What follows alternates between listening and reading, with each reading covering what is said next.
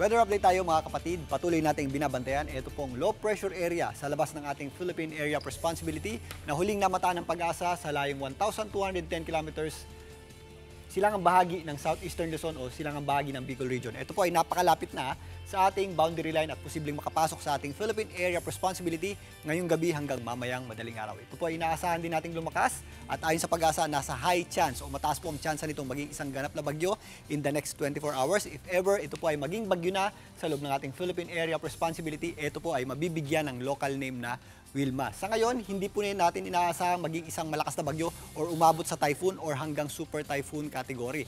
Ito po ay posibleng maglandfall or tumama po dito sa areas ng Visayas at again, hindi po ito magiging mapanganib sa lakas ng hangin nito, malapit sa kanyang gitna. Pero bukod sa mga bugso ng hangin, ang paghahandaan po natin ay yung mga pag-ulan na maaaring idulot nito kasabay ng epekto ng ating shear line bago pumasok ang weekend hanggang sa darating na weekend kasabay po ng pagtawid niyan dito sa area ng Visayas. Sa ngayon, wala pa po yung direktang epekto sa ating bansa. Ito lamang intertropical convergence zone ang nagdadala po ng mataas na tsansa ng pag-ulan at mga posibleng thunderstorms dito po sa malaking bahagi ng Mindanao. Although sumisikat po yung ating araw, posible po yung ating mga afternoon showers at thunderstorms, particularly dito sa areas ng Soxargen, kasama na po dyan ang area ng BARMM. Ang natitirang bahagi naman ng ating bansa, maaliwalas pong panahon natin at yung mga pag-ulan po natin na nararanasan tuwing hapon at gabi, ito po yung mga dagliang pag-ulan lamang o yung ating mga afternoon showers at thunderstorms. Dito sa Metro Manila, magpapatuloy ang maaliwalas sa panahon in the next 2 to 3 days. Wala pa pong magiging epekto itong ating binabantayang sama ng panahon.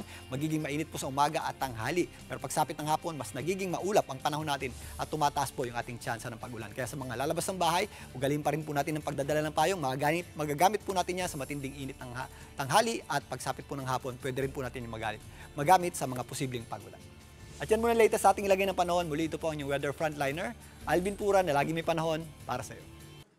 Mga kapatid, Julius Babaw po. Para sa komprehensibo at makabuluhang balitaan at talakayan, mag-follow at mag-subscribe na sa social media pages ng News 5.